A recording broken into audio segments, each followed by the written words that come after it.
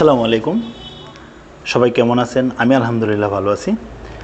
আজ আপনাদের সামনে চলে আসলাম একটি বিষয়ে আলোচনা করার জন্য। যারা আমরা সাম্প্রতিক এসএসসি পরীক্ষা দিব, 2026 সালের এসএসসি পরীক্ষায় অংশগ্রহণ করব, তাদের জন্য একটি সুখবর নিয়ে। রিসেন্টলি আমাদের প্রি টেস্ট পরীক্ষা শেষ হয়ে গেছে।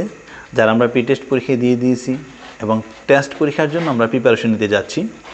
তো টেস্ট পরীক্ষার প্রিপারেশন নেওয়ার সময় আমাদের বিভিন্ন সমস্যায় ভুগতেছি। গণিতের সমস্যাগুলো কিভাবে সমাধান করব, প্রি টেস্ট পরীক্ষায় অনেক সমস্যা ফেস করেছি। ইংলিশের সমস্যাগুলো কিভাবে সমাধান করব। যারা হিসাব বিজ্ঞান, ফিন্যান্স, ব্যাংকিং নিয়ে খুব টেনশনে আছি, তাদের জন্য বলবো দিগন্ত প্রাইভেট হোমে নতুন করে ব্যাচ নেওয়া হচ্ছে।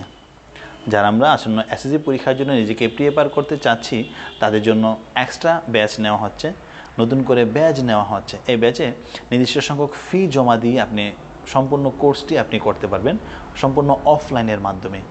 যারা আমাদের আশেপাশে আছেন তারা অবশ্যই আমাদের সাথে যোগাযোগ করতে পারেন, আমাদের ক্লাস আপনারা জয়েন করতে পারেন।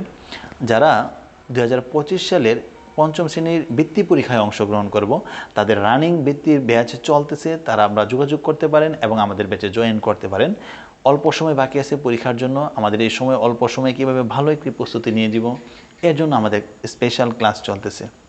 যারা অন্যান্য রেগুলার ব্যাচগুলোতে সাথে থাকছে, আমাদের ষষ্ঠ থেকে দশম শ্রেণী পর্যন্ত আমাদের গণিত, ইংরেজি, নবম দশমীর জন্য হিসাব বিজ্ঞান, ফিন্যান্স এবং ব্যাংকিং সাবজেক্টের জন্য গুরুত্বপূর্ণ ক্লাসগুলো চলতেছে। সো যারা আমরা পড়তে চাচ্ছি তারা আমরা অতি দ্রুত যোগাযোগ করে ফেলি। আর স্পেশাল কথা তাদের জন্য, যারা আমরা 2026 সালে এসএসসি পরীক্ষায় অংশগ্রহণ করব, তাদের জন্য বলতেছি নতুন ব্যাচ নেওয়া হইতেছে। যারা দাখিল পরীক্ষায় অংশগ্রহণ করব, তাদের জন্য স্পেশাল ব্যাচ চলতেছে। তো যারা আমরা অংশগ্রহণ করতে চাচ্ছি, খুব দ্রুত আমরা যোগাযোগ করব। সবাই ভালো থাকবেন, সুস্থ থাকবেন।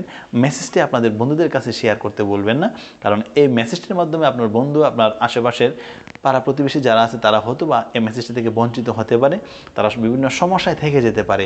তো আপনার একটি শেয়ারের কারণেও হয়তো বা তার এই কথাগুলো বা এই মেসেজটির কারণে সে ক্লাসে জয়েন করতে পারবে। আসসালামু আলাইকুম।